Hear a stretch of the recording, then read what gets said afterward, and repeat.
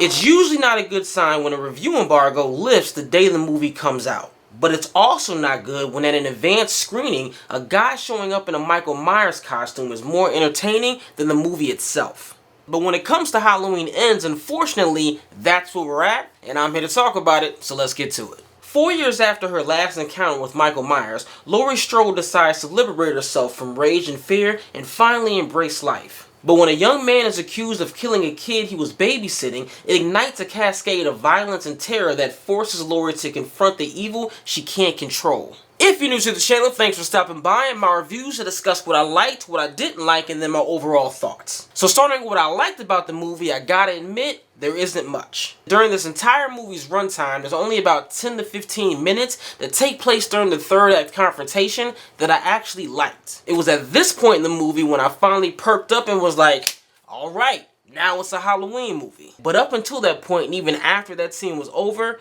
the movie was pretty much lackluster. Now what I will say though, in regards to the path that the story goes down, the premise is pretty interesting. On paper, the bare bones breakdown of the story is pretty intriguing actually. And because of that, I'm pretty sure that the pitch meeting in this movie went very well. Unfortunately, the execution of this movie wasn't good. But I really can't even put this all on the director because I'm pretty sure that the script that he was working with wasn't really good either, so that kind of leads me into what I didn't like about the movie. As a movie being so heavily touted as the final confrontation between Michael Myers and Laurie Strode, I definitely expected more of a story between these two, or just more screen time in general with these two characters. There's a lot of things in this movie regarding certain characters that just don't make any sense. And like I said in my Out of the Theater review, I know that when it comes to horror movies, a lot of the plot moving forward has to do with character mistakes and dumb decisions being made, but it shouldn't be done to the point where I'm just thinking that what I'm watching is just actually stupid. Like for instance, the fact that Michael Myers has been gone for 4 years. Now maybe I'm just being nitpicky here because I am able to suspend my disbelief when it comes to watching movies, but I just couldn't help but think to myself when I saw Michael Myers that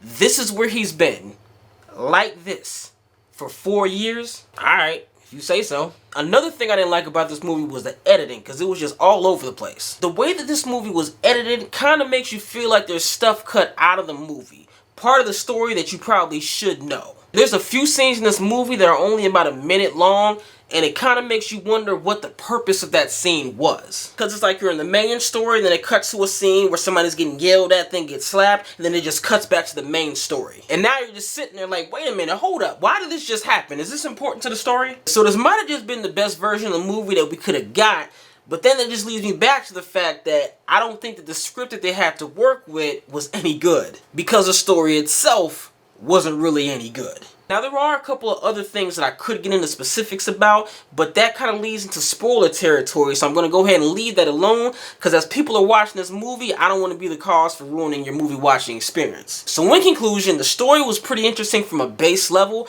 but it definitely shouldn't have been the premise of a final Halloween movie. It was cool seeing Jamie Lee Curtis as Laurie Strode again, but I wish she would have had a better script to work with. Part of why you watch a horror movie is to watch the kills, and I gotta admit that the kills in this movie were pretty cool. But overall, I think that the bigger of a Halloween fan you are, the more you're not gonna like this movie. But I'm not gonna sit up here and act like it's the worst horror movie I've ever seen. Honestly, it's not even the worst movie in this Halloween franchise. All that being said though, I'd say this movie is cool to watch if there's nothing else on TV. Now this wasn't done on purpose, but ironically this rating fits because if you have Peacock, this movie will be on TV. So that's my review of Halloween Ends. If you've seen it already, what did you think? And also, out of this new Blumhouse Halloween trilogy, comment below and let me know which one was your favorite. Thanks for watching. If you like what you're seeing, hit that thumbs up and click that subscribe button to see what's coming next.